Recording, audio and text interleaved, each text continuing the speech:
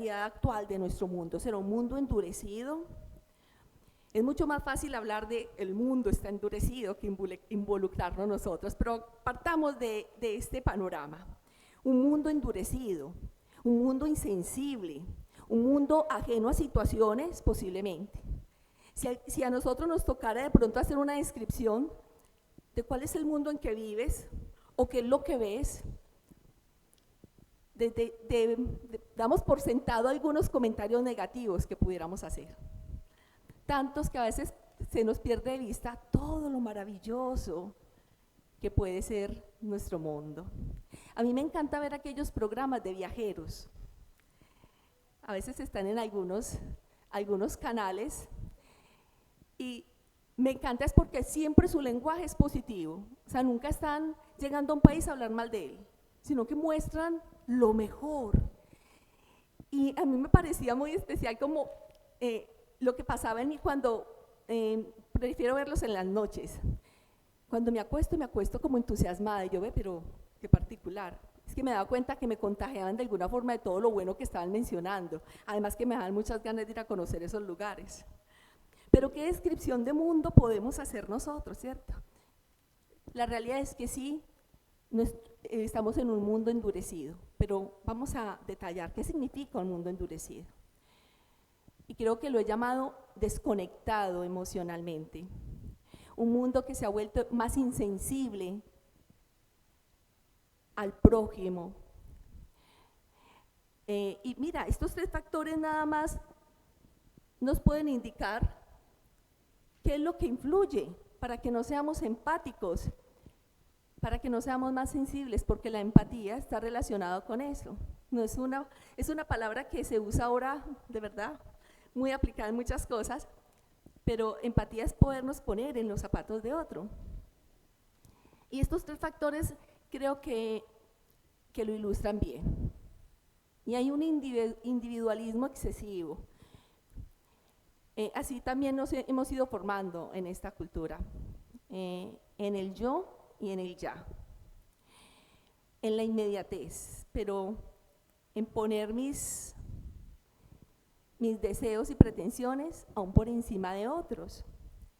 El individualismo, sí, nos puede llevar a ser personas egocéntricas o ególatras o en función de nosotros mismos. O como mi madre me decía cuando yo era pequeña, porque les confieso que un trabajo que tuve que hacer en mi vida fue aceptar que era egoísta y tratarlo.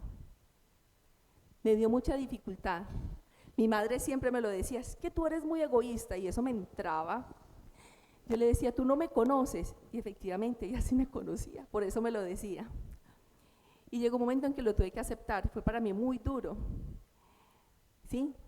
El egoísmo viene de unas maneras a veces tan invisibles, pero es que muchas cosas lo fomentan. Entonces ese individualismo ha hecho que de pronto seamos también muy poco empáticos.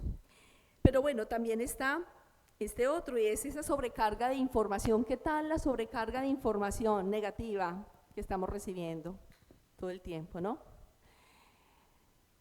Estamos en la era de la información. Se levantan contenidos en milésimas de segundos.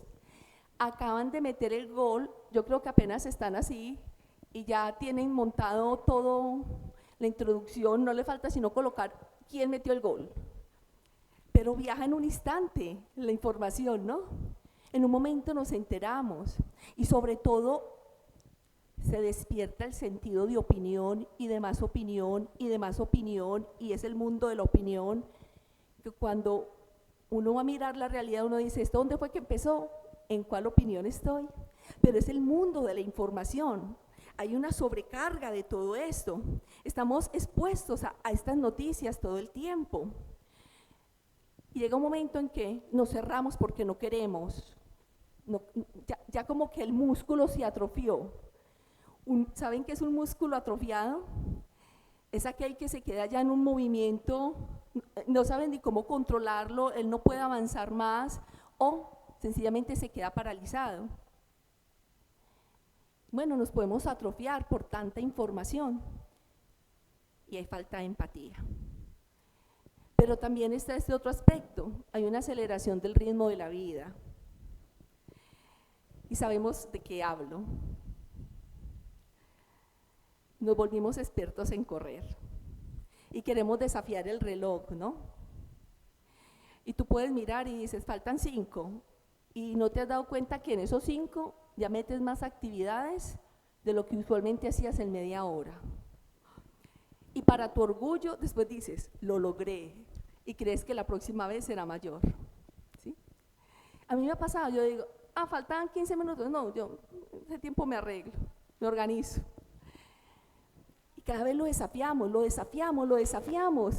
pero estamos pasando unos límites propios de un desgaste, porque como nos hablaba Eduardo la vez pasada, estamos expuestos a un cóctel de hormonas que en vez de nosotros autogestionarlas y controlarlas, nos están manejando a nosotros. 3 aspectos importantes o factores que están haciendo que nosotros podamos ser insensibles o desconectados emocionalmente. Pero pienso en esto, como lo que acaba de pasar con la Dana, ¿no? Que fue muy doloroso para este país y para los que aquí vivimos y que nos consideramos parte, y por supuesto para el mundo. Y me hacía pensar en esta pregunta, ¿por qué nos volvemos más empáticos en momentos de crisis? ¿Sí? Si un estado que se ha vuelto normal es que ya vemos en las noticias y un bombardeo, seguimos. Tantos niños muriendo en alguna parte de hambre, que el femicidio, que es, bueno, todo este asunto, y pasamos de largo porque hay cosas que sí nos pueden despertar a la empatía. O sea, ¿por qué nos volvemos empáticos en esos momentos tan fuertes de crisis? Porque lo vimos, ¿no? Lo hemos estado viendo con lo que sucedió. Pues bueno, también creo que lo podemos relacionar de esta manera, y es que hay un impacto de las emociones compartidas. ¿Qué quiere decir esto? Cuando hay una situación de crisis, cuando hay un momento difícil, como pudo presentarse ahora una catástrofe natural, pensemos en la pandemia, o cuando hay algo así crítico, ¿qué pasa? Inmediatamente nos unimos a los sentimientos colectivos de la vulnerabilidad y de la urgencia. Nos vinculamos. Nos volvemos más empáticos, por supuesto, porque el dolor del otro se vuelve como propio. Y esto hace entonces que podamos así vincularnos a este trabajo comunitario. Y lo vimos, ríos de personas queriendo ayudar. O sea que eso ocurre cuando hay una crisis. Me decía alguien con quien conversaba en estos días, me decía, es que mira, en cualquier parte pueden morir personas a diario, y con estas amenazas de guerra y todo lo demás, o con estas guerras que están vivas, pero es que cuando un español muere, nos duele como si murieran tantos como en los otros países. Y yo lo escuché y yo le dije, o más bien lo que tú no sabes es que para los otros países duele tanto como nos puede doler a nosotros, a ustedes o los que estamos aquí. Puede doler tanto, porque hemos limitado como o sesgado más bien, como cuando hablamos de que con mis hijos no se meten, y a mí me duele mi familia, a mí me duele mi país, y despertamos el sentido patrio, pero resulta que esto no tiene límites, esto es mucho más extenso. Una vida es una vida aquí en cualquier parte. Pero también hay explicaciones neurológicas. Esas explicaciones neurológicas lo que quieren decir es que se puede liberar más dopamina cuando hay situaciones de crisis. Claro que sí, pues se pueden liberar muchos más la oxitocina, que es la hormona de ese vínculo social. O sea que también hay una explicación neurológica cuando hay una crisis. Y al hacerlo entonces podemos consolarnos más fácil unos a otros. Se convierte en el tema cuando llegas a la oficina todos hablando del dolor, de la angustia, si viste, y eso se empieza a contagiar. Esta empatía se despierta, recuerden, en estas crisis. Pero también hay un sentido de propósito común. Es decir, que aquello que generaba división social o el individualismo se empieza a diluir. No me importa quién es el que está ayudando, si el gerente del banco, si el jugador de fútbol que puso en sus redes que venía, o sencillamente aquel que tiene un trabajo común y corriente y que dejó a sus hijos por venir a ayudar. Porque se diluyen todos esos límites sociales, porque hay un propósito común. Qué interesante entonces saber que cuando esto sucede, el enfoque más fácil es salvar vidas, es ayudar al necesitado, es reconstruir, es aportar lo mejor de mí. Pero hay otro aspecto y es el liderazgo visible, de aquellos que toman la rienda, de aquellos que se consiguen recursos, de aquellos que saben dar buenas ideas, de aquellos que te contagian y te animan. ¿Y cuántos no nos vimos nosotros también motivados a aportar así fuera €1 a una ayuda importante? Y entendemos el valor de lo que significa la ayuda.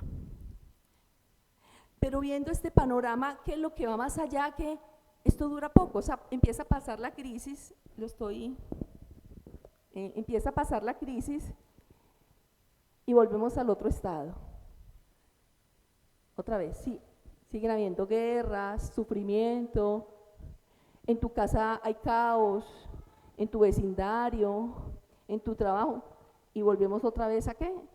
A desconectarnos emocionalmente. Como si ese fuera el estado natural. Lo otro fue ese cóctel de hormonas que se levantó, que activó la ayuda, y volvemos a meternos, a encapsularlos en aquello que se ha estado construyendo por mucho tiempo. Y es que la desconexión nos hace mucho daño. Vamos a ver esa desconexión emocional, ¿cómo afecta? Bueno, ya estamos de pronto aterrizando que es una desconexión emocional. Y yo lo podría decir de esta forma, es una incapacidad de detectar las emociones, de expresarlas y de gestionarlas. Hay niveles de desconexión emocional. Ahora vamos a ver cómo puede ser una herramienta para evitar el dolor también. No quiero sufrir. Es posible que hasta un profesional te lo recomiende. Prohibido ver noticias. Prohibido enterarte qué está pasando en tu casa. Desecha lo malo. Que nadie solamente acepta lo bueno para ti. Yo me pregunto, ¿no será más fácil si nos ayudan a gestionar todo eso? Porque es que seguimos en este mundo imperfecto, en este mundo de gente que se hace daño, donde cohabitan el bien y el mal. Entonces, ¿todos nos vamos a meter en un invernadero? No, porque no puedo aceptar nada malo, porque me está afectando en mi salud. Bueno, sí, a ver, tienes un sentido importante, pero yo me pregunto, ¿será esta la solución? No es que nos estemos exponiendo, ni permitiendo que pasen por encima de nosotros, ni mucho menos. Y aparece este otro término de la gestión emocional. Pero a ver, veamos esta desconexión emocional, ¿qué tanto afecta? Y afecta en 3 cosas muy elementales, a lo mejor muchas más, pero para que las pudiéramos entender, yo las menciono aquí, y que son a nivel personal, a nivel relacional y a nivel social. Ya nos salimos del punto crítico, de la crisis, cuando se dispara todo el deseo de colaborar. Pero en un estado en que de pronto estamos prevenidos y nos desconectamos emocionalmente, esto afecta a tu vida personal, por supuesto. Te puede llevar a una mayor soledad, al sentirte incomprendido o incapaz de comprender a otros, te aíslas, levantas muros, y no son muros de protección, porque soy partidaria de que los límites son necesarios, pero no límites que aíslan, sino límites que protegen. Yo sé hasta dónde puede llegar uno y hasta dónde puede llegar el otro, pero no quiere decir que no hay un puente de comunicación. Afecta lo personal, por supuesto, y hace entonces que tu vida a lo mejor empieza a pasar por algo que se llama despropósito, y se abre la puerta a la depresión, a la ansiedad, etcétera, etcétera, etcétera, y todo aquello que nos mencionaba la doctora Viviana, que emocionalmente se empieza a somatizar y a mostrarse en nuestro cuerpo. Y a nivel relacional, claro. Además de que cuando estamos desconectados emocionalmente, y estoy mencionando esto como el camino para la amargura, apenas vamos en el camino. Yo he encontrado personas que en medio del acompañamiento que puedo hacer, que en su estado de desconexión emocional optan mejor por victimizarse porque es la única manera de relacionarse. Cuando se victimizan, logran el pesar del otro. Perdón, quería mencionar algo. En caso de que llegue a decir alguna palabra que no se use aquí, pido por anticipado disculpas, que a veces se me puede zafar alguna. Y personas entonces que por relacionarse con otra no encuentran una otra manera, sino que con se autovictimizan, o la excesiva queja, porque es la única manera de encontrar una conexión emocional con las personas. Entonces esto afecta a las relaciones, por supuesto, rompe vínculos afectivos y genera incomprensión. O la actitud del no me importa, el desinterés. Cuando pensaba en mi propia vida y analizaba esto, porque es importante medir hasta dónde yo estoy implicada en esta desconexión, yo tuve que reconocer algo, y es que reclamos que me hacían algunas personas de cosas que no había hecho, no había participado a ayudar en algún momento, o en casa, o con mis padres, o qué sé yo, con mi hija, o con cercanos, que terminaban en una frase como: a mí no se me ocurrió. Es que yo estaba necesitando tu ayuda, pero tú no me la pediste. Pero es que no se te ocurrió, si era tan obvio. Decía, ay sí, era tan obvio que necesitaba mi ayuda, porque en la desconexión emocional esperamos más fácil que el otro pida ayuda, o sea, si me necesita que me busque. Y me daba cuenta que estaba desconectada porque no me interesaba tanto por el otro. No se me ocurría. Y a veces es el lenguaje en casa, ¿no? ¡Ah! Yo ni cuenta me di. Pasé desapercibido. Y se trata de temas también de desconexión emocional. Y a nivel social, porque entonces esa actitud altruista y de ir a ayudar y de demás, pues se desvanecen. Entonces mira, la desconexión emocional afecta estas tres cosas de distinta manera, porque tú eres un ser sociable, yo también lo soy, o si no, pues no creo que haya islas para cada uno de nosotros, para que nos vamos a vivir a una isla, pero por más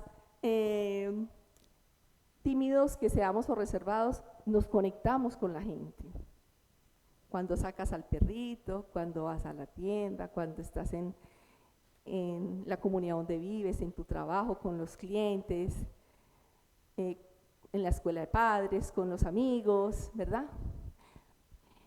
Esta desconexión emocional nos afecta así, pero más, vamos a indagar más, porque tiene que haber una observación importante con esto que estamos mirando. Estamos viendo cómo nos afecta, pero vamos a ver qué más hay, porque nos podemos estar identificando con algunas cosas. Sí me parece interesante, pero yo creo que no voy a este extremo. Pues bien, veamos a ver de pronto con esta clasificación cómo nosotros podemos ubicarnos. Puede que tengamos una diferencia cotidiana, que no es que seamos los más insensibles, ni un témpano de hielo, pero sí hay un adormecimiento emocional. Como el caso que acabo de colocar, el ejemplo, no se me ocurrió. Y ese adormecimiento emocional nos hace vivir en ese modo automático. Hay una indiferencia cotidiana que cada cual se rasque las pulgas como quiera, dicen en mi país. Cada cual se rasque las pulgas. Cada cual que arregle sus problemas. No es cierto, no tenemos que estar cargando con los problemas. Yo no les estoy invitando a que carguemos los problemas de la humanidad, pero así que seamos empáticos. Si algo nos llamaba la atención viendo las noticias es que con todo esto que pasó de la Dana es, ¿cuántas veces vimos esto en otros lugares? Y nunca nos alcanzamos a imaginar que esto nos pasara a nosotros. ¿Lo escuchaban? Nunca nos pasaba por la mente que este caso podía ser el nuestro. Increíble. Pues bien, esa indiferencia cotidiana es esa que a lo mejor nos estamos contagiando, no como el programa aquel interesante que veo que me muestra lo mejor de los países, sino la sobrecarga de información que recibimos y el lenguaje cotidiano que estamos teniendo, porque podemos tener un lenguaje fatalista. Pero hay otra indiferencia, y es la selectiva. Con unos sí y con otros no. Y a veces nos duele más el próximo, el cercano, nos duele menos, perdón, y podemos ser más sensibles a otros. ¿Es una selectiva o es por el momento de la crisis? Pero hay otra, que es la indiferencia asumida, y esta me parece muy delicada, porque esta indiferencia asumida es aquella que surge de los rayones que tenemos en nuestro corazón, de los asuntos que no están resueltos, de aquello que te lleva a estar desconectado emocionalmente porque no lo pudiste gestionar bien a tiempo. En otras palabras, por esas heridas emocionales que ahí están anidadas y a lo mejor te llevaron a tomar decisiones y decir, no le doy permiso a nadie que me haga daño. Y estás en todo tu derecho. O sea, y así yo tampoco le daría el permiso a nadie. Pero si eso no se trata, si la herida y la emoción que eso emitió no se sabe tratar adecuadamente, nos volvemos de corazón duro, insensibles. Y saben, si el bambú se demoró 7 años para organizar todo ese sistema que pudiera soportar sus tallos de 30 metros, cuando hay un corazón duro, ahí sí tenemos que empezar un proceso de desintoxicación. Yo les dije al principio, no vamos a resolver esto en una charla, pero si es que pudiéramos reflexionar un poco sobre cómo esto puede aportar a un cambio de vida, y solo son decisiones que se toman. Entonces este segundo punto, porque el primero estamos analizando el mundo como está ahí, que es la desconexión emocional, es entonces esta conclusión, falta gestión emocional, seguramente ya podemos decir, sí, no sé gestionar, o el mundo no sabe gestionar, o no nos han enseñado a gestionar, y nos hemos acostumbrado tanto a ignorar nuestras emociones que ya no sabemos reconocerlas, y mucho menos usarlas para construir relaciones saludables. Y creo que esto es un buen síntoma de lo que puede estar pasando en esta sociedad. Una incapacidad para poder hacer esto. Pero no solo es una incapacidad, nos acostumbramos. ¿Saben qué es la costumbre, no? Y los cambios cuestan más. Cuando a veces estamos tan acomodados como estamos, que cualquier cosa que nos mueva nos genera ya una situación de estrés. ¿Sí? Pero cuando se trata de cambio, habrá que tomar decisiones. Me llama la atención que hay cantidad de información de cómo la falta de gestión emocional y la desconexión emocional han afectado a la población. Y se sacan muchos estudios, muchas estadísticas respecto a este tema. Ustedes sabían que por ejemplo, la ansiedad es considerada una enfermedad mental asociada a una desconexión emocional, así lo encontré. La ansiedad la depresión. Voy a mostrarles este cuadro que he sacado, ahí aparece la fuente de fundacionmutua.es y fundacionmanantial.org y f.com, que levantas son noticias en la web a nivel internacional. Vamos a ver algunos aspectos para que aterricemos un poco. El aspecto prevalencia de problemas de salud mental.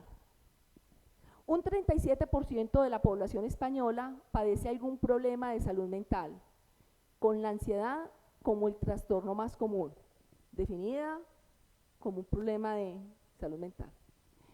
Este porcentaje aumenta al 50% a partir de los 75 años.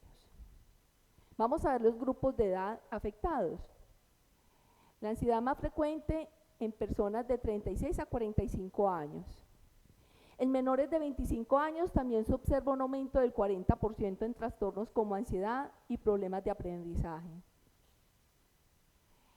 Por género, las mujeres sufren el doble de problemas de ansiedad y trastornos relacionados con la salud mental en comparación con los hombres, 17% frente al 9%. Regiones con mayor incidencia: Canarias, Comunidad Valenciana y Murcia presentan las tasas más altas de prevalencia ajustada por edad en problemas emocionales y mentales. Impacto laboral. En el 2023, 600.814 bajas laborales estuvieron relacionadas con trastornos mentales, triplicando los datos de hace 5 años. La franja laboral más afectada de 36 a 45 años.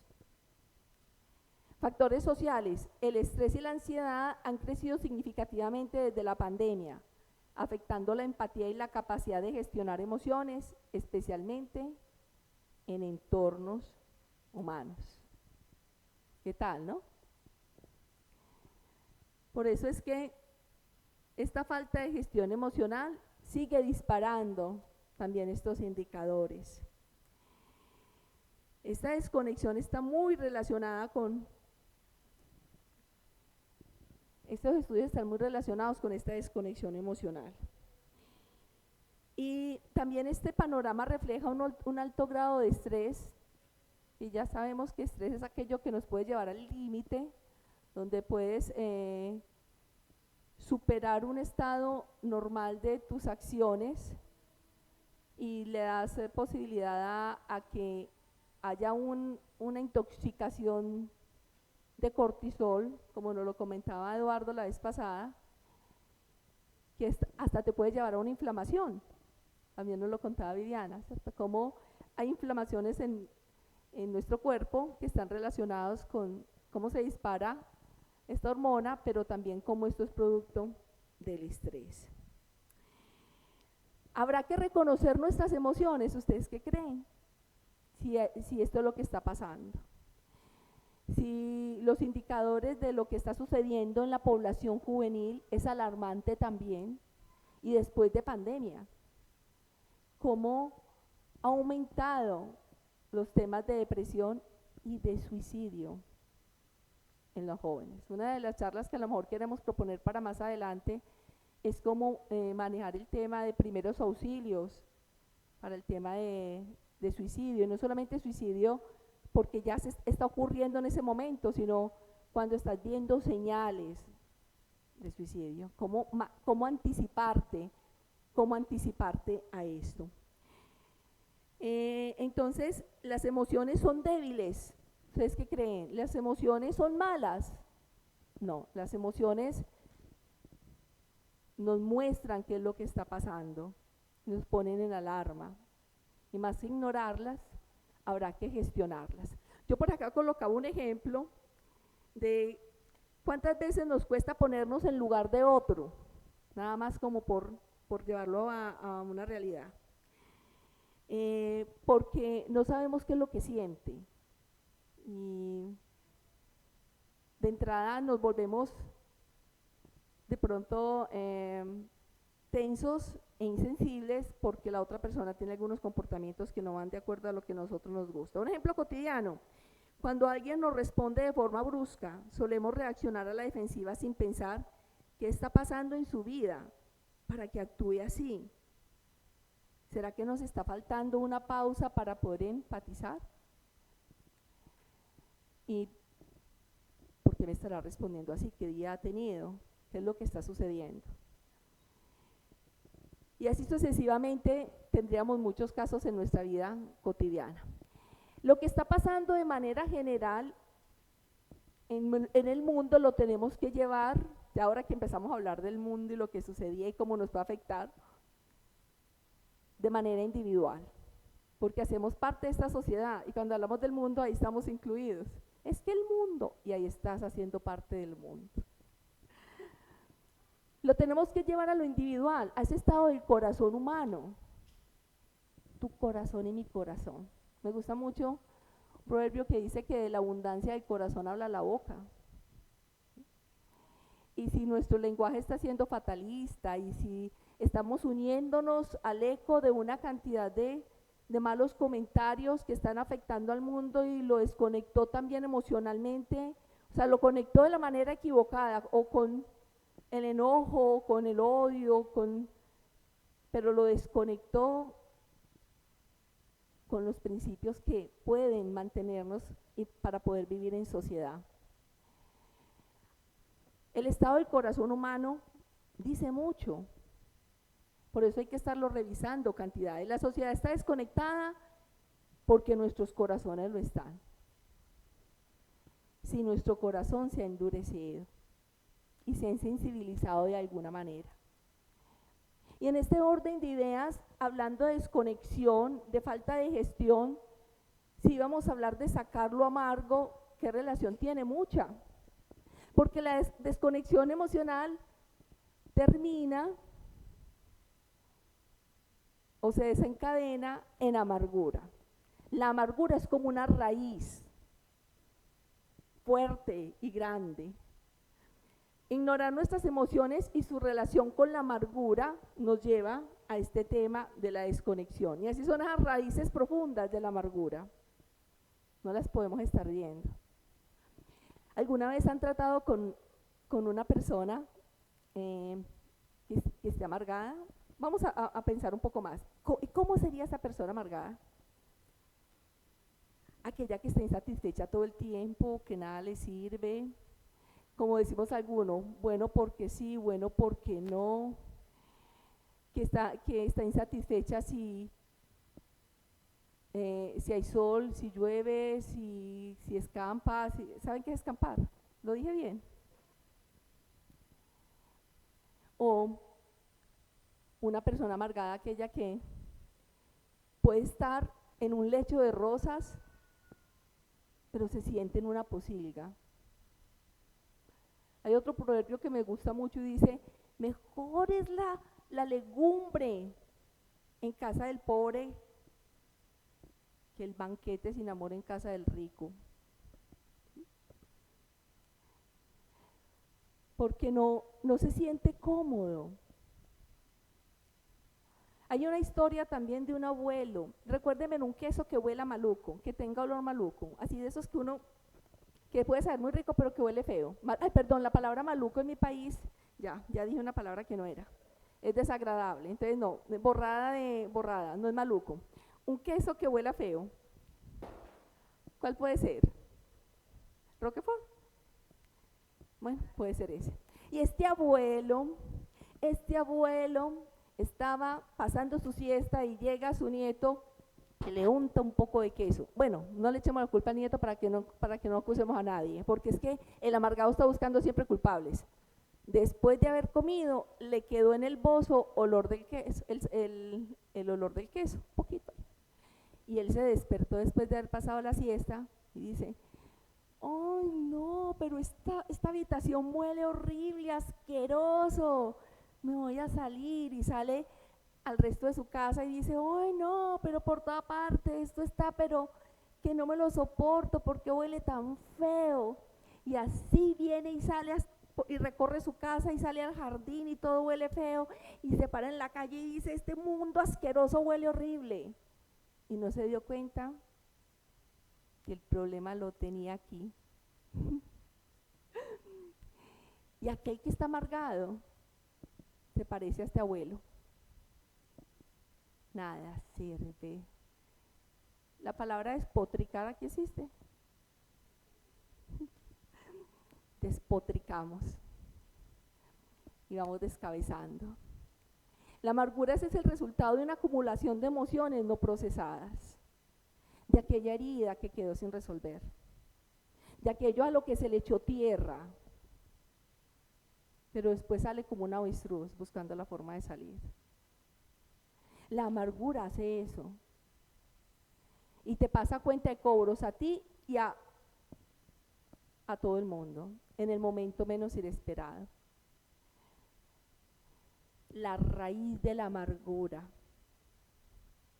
que afecta tu vida personal, como veíamos ahorita en cuanto a la desconexión, pero desencadena en esto, tu vida personal, tus relaciones y aún tu vida social.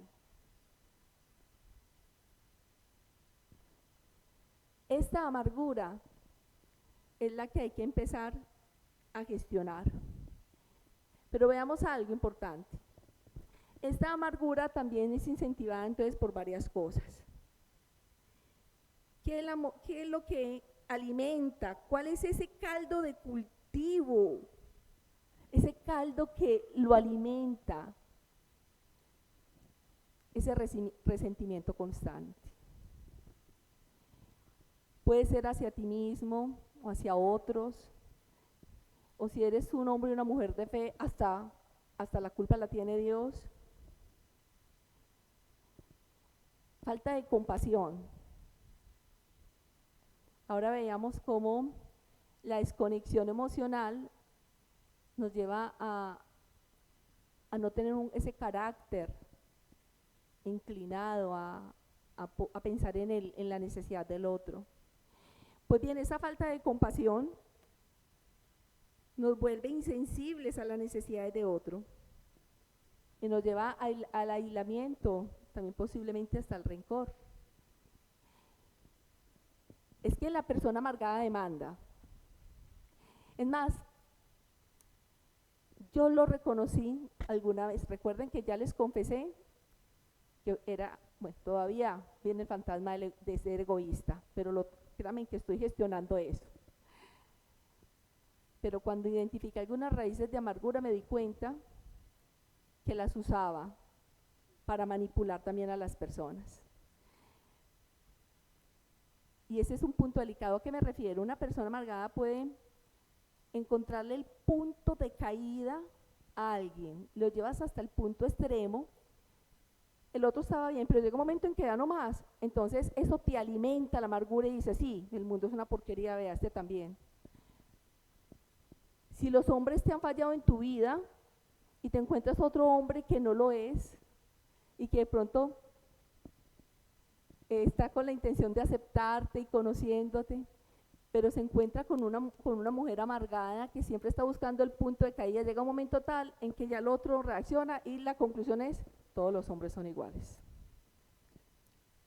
Esas son manipulaciones que podemos hacer también a través de la amargura. ¿Qué más? Tenemos esa sensación de injusticia. Entonces, la persona que está padeciendo tiene estos síntomas de amargura, todo es una injusticia. Todo. Es decir, que no conocemos el tema solo el de los derechos, no el de los deberes, pero todo es una injusticia. Se ignoran las emociones y se interpreta el mundo como algo hostil e invivible. ¿Cómo les parece lo que vamos descubriendo hasta ahora? ¿Por qué es tan importante identificar eso tóxico? O a lo mejor de personas que están viviendo a nuestro alrededor, para mirar cómo poder gestionar las emociones.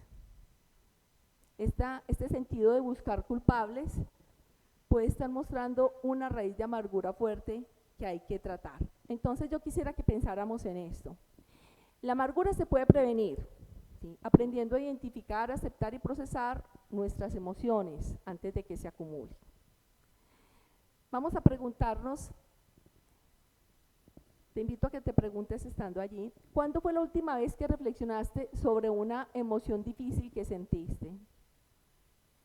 O sea, cuando digo cuándo fue la última vez que reflexionaste, es cuando una emoción te llamó la atención de ti misma y que dijeras, o de ti mismo, yo estoy extraño, yo por qué respondí así, ¿qué me está pasando? Estoy cansado. Yo, por ejemplo, en mi caso, yo sé lo que soy cuando estoy cansada. Cuando estoy cansada, créanme que soy insoportable conmigo, o sea, yo misma ni me soporto, pero lo tengo que gestionar. Lo tengo que gestionar, porque no puedo recargar sobre las otras personas esta responsabilidad. Y me toca reflexionar sobre eso, ¿por qué me estoy sintiendo así? ¿Qué voy a hacer? ¿Qué fue lo que me incomodó? Ah, es que me molestó cuando aquel me contestó así. Pero bueno, no estaría en su momento, o tendría el derecho de decir lo que pensaba. El problema soy yo que dejé que eso me afectara, y empiezo a reflexionar sobre eso antes de que se convierta en una raíz de amargura o que alimente esas raíces de amargura. Otra pregunta, ¿has ignorado tus emociones para evitar el conflicto del dolor? ¿Eres de los que acostumbra a evadirlo? Alguna vez me decía alguien en una de las sesiones que teníamos, me decía, mira, en mi casa nunca se hablaba de lo malo que pasaba. Mi casa era un jardín, mi mamá todo lo mantenía hermoso, ella era divina, pero si había una situación difícil, nada, aquí no pasó nada. Y todos nos íbamos a cama con esa idea. Que a su hermano le pegó, no pasó nada, este es un hogar feliz y aquí no pasó nada. Y ella se levantó así, a lo mejor sin la oportunidad de expresar sus disgustos. Estando adulta, le descubren un cáncer de mama.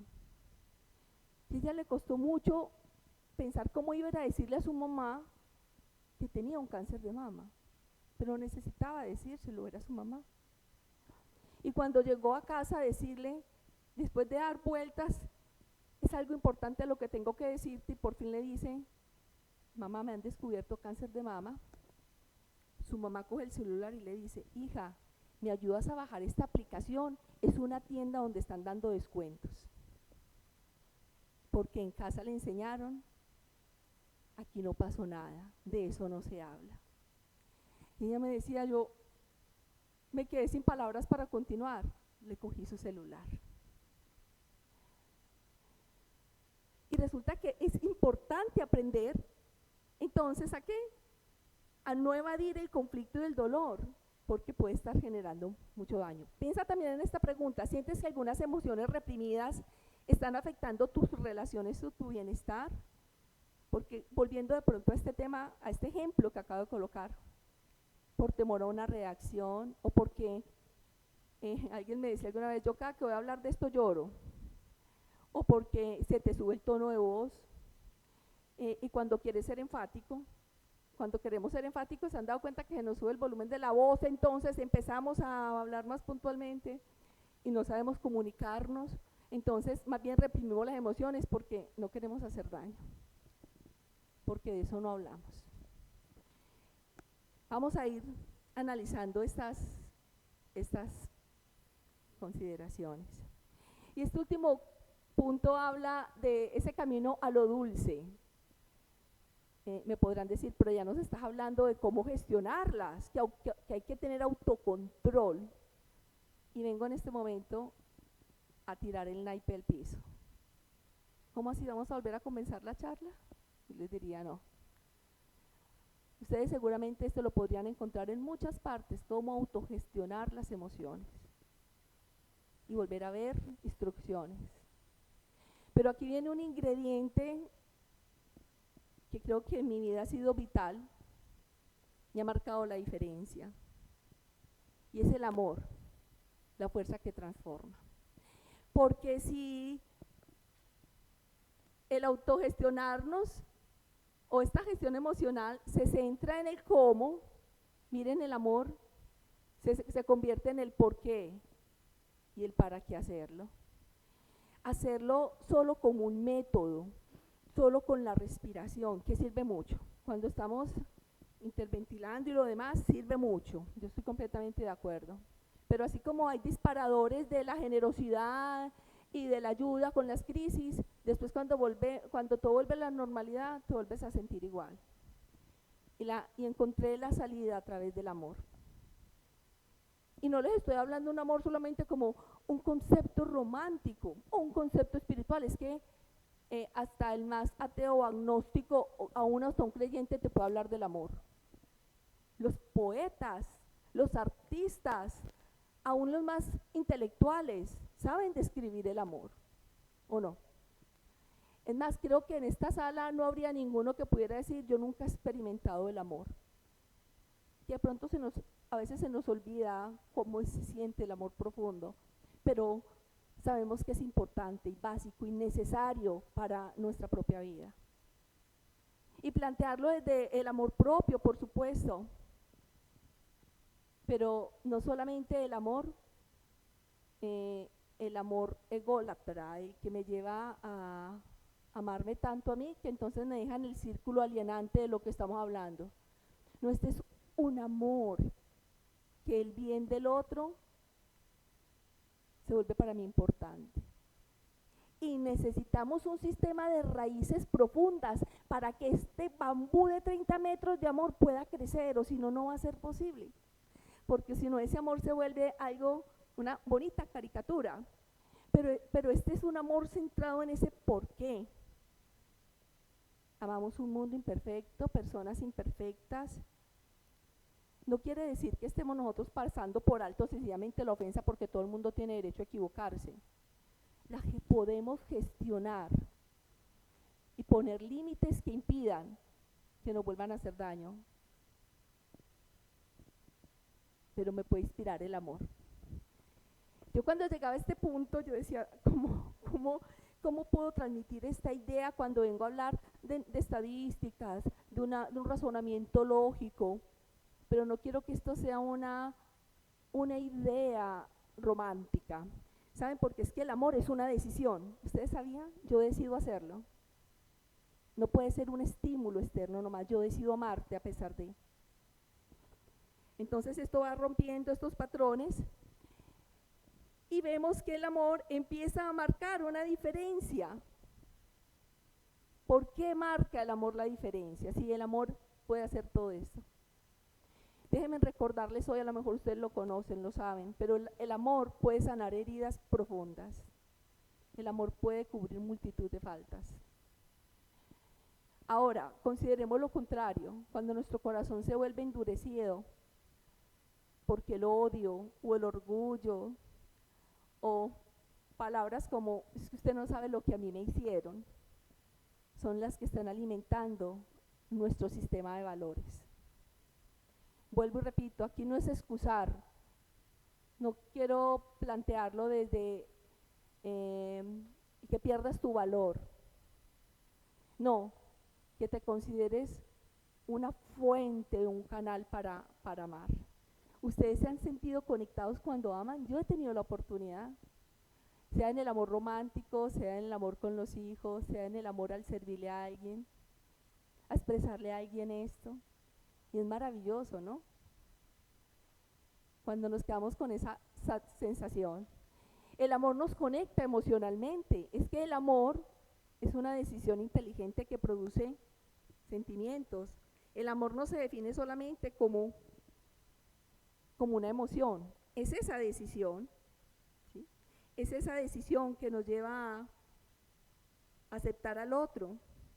La desconexión emocional nos aísla, en cambio el amor nos vincula, nos reconecta con nosotros mismos. Nadie puede dar de lo que no tiene, sino empiezas a verte especial, a darle valor a tu identidad y a tu esencia y ver cómo el amor en su máxima expresión de la fuente que consideres importante que viene ese amor, esa puede transformarla.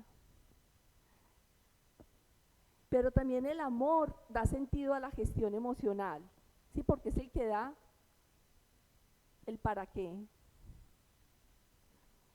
Si hay una semilla que puede dar un gran árbol, hay unas semillas también que pueden dar un no buen árbol, un buen fruto. El amor siempre será una muy buena semilla. Y el amor entonces como el antídoto para lo amargo. Y este sería el mensaje con el que yo quisiera que ustedes hoy se quedaran. Era una reflexión, ¿recuerdan? Y vamos a quedar con una reflexión respecto a esto. La autogestión es muy importante. Conocerte, mirar qué está pasando, identificar esa emoción, ¿vale? Pero si le das cabida al amor y decir, a ver, tengo ausencia de amor en mi vida. Y aquí vengo a un punto, miren, en una escala, como cuando vemos a la oruga que está en su proceso de convertirse en mariposa. Y empieza con el poder del perdón. Cuando enfrentamos amargura o toxicidad en nuestras vidas, es muy fácil buscar soluciones inmediatas o culpar a alguien. Pero a lo mejor lo que tenemos que hacer es activar el perdón. El perdón no cambia el pasado, no lo cambia. Y esto será un tema para ampliar mucho más, mucho más. Pero si yo lo incluyo dentro de mi sistema, lo tengo a la mano, como puedes tener algunos otros métodos de relajación, como algunos métodos de respiración, de alimentación, del ejercicio que es saludable para ti, ¿por qué no puedo tener a la mano también activar el perdón cuando sea necesario? Porque a lo mejor el botón que tenemos para activar más pronto es el contrario, es el de tú no sabes quién soy yo. Pero también el amor como antídoto de lo amargo se transforma la perspectiva de las circunstancias. Esto es increíble. Como cuando podías ver absolutamente todo de un color oscuro y turbio, tú vuelves y miras la escena de los hechos y dices, no era para tanto, ¿por qué me dolió tanto? Y vuelves y miras la perspectiva y dices, pero el mundo no se acabó, yo sobreviví, yo pensé que me iba a morir en esa pérdida, pensé que me iba a morir, y no. Entonces puedes ver la perspectiva muy diferente, y eso lo puede hacer el amor, no solamente un análisis mental,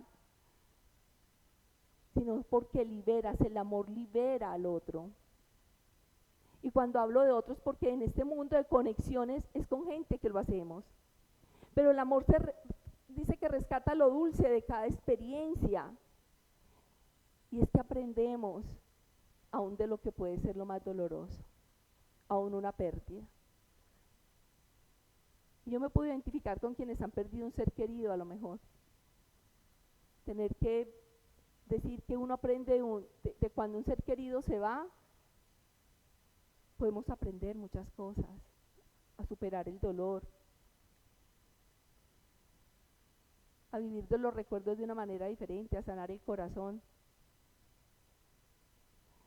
Quiero leerles por terminar, lo voy a colocar aquí. Este poema se llama Instantes. Es de la poetisa Nadine Esther. Ella nació en 1978, o sea que es del siglo pasado. A lo mejor ya lo han escuchado y me pareció muy apropiado para este momento. Lo voy a leer directamente de acá mejor. De tanto perder aprendí a ganar, de tanto llorar se me dibujó la sonrisa que tengo. Conozco tanto el piso que solo miro el cielo. Toqué tantas veces fondo que cada vez que bajo ya sé que mañana subiré. Me asombro tanto como es el ser humano que aprendí a ser yo mismo. Tuve que sentir la soledad para aprender a estar conmigo mismo y saber que soy buena compañía. Intenté ayudar tantas veces a los demás que aprendí a que me pidieran ayuda. Traté siempre que todo fuese perfecto y comprendí que realmente todo es tan imperfecto como debe ser, incluyéndome. Vi tantos perros correr sin sentido que aprendí a ser tortuga y apreciar el recorrido. Aprendí que en esta vida nada es seguro, solo la muerte. Por eso disfruto el momento y lo que tengo. Aprendí que nadie me pertenece y aprendí que estarán conmigo el tiempo que quieran y deban estar. y quien realmente está interesado en mí lo hará saber a cada momento y contra lo que sea. Que la verdadera amistad sí existe, pero no es fácil encontrarla. Que quien te ama te lo demostrará siempre sin necesidad de que se lo pidas. Que ser fiel no es una obligación, sino un verdadero placer cuando el amor es el dueño de ti. Eso es vivir.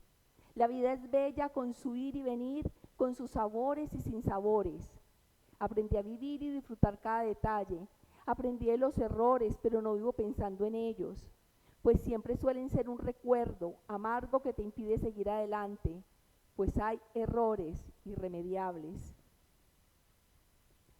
Las heridas fuertes nunca se borran de tu corazón, pero siempre hay alguien realmente dispuesto a sanarlas con la ayuda de Dios. Camina de la mano de Dios, todo mejorará siempre, todo mejora siempre. Y no te esfuerces demasiado, que las mejores cosas de la vida suceden cuando menos te las esperas. No las busques, ellas te buscan. Lo mejor está pasando. Qué hermoso, ¿verdad? Por eso podemos concluir, y esta es la invitación al cambio. Espero que hayas tomado algunas palabras o frases de este poema, pero de acuerdo a la charla que hoy he podido compartir con ustedes, reconocer nuestras emociones y no juzgarlas. Es importante reconocerlas, poder identificarlas, hablar de ellas, poderlas gestionar. Empatizar, hacer el esfuerzo consciente de entender al otro, pero sabemos que el ingrediente del amor será primordial para que no sea algo pasajero y efímero, sino algo que pueda durar. Transformar, alimentar nuestro corazón con gratitud, perdón y amor. El verdadero cambio se puede llevar a cabo si practicamos. Y un corazón lleno de dulzura puede transformar no solo tu vida, sino también de las que te rodean. Así que los invito a este cambio. Muchas gracias.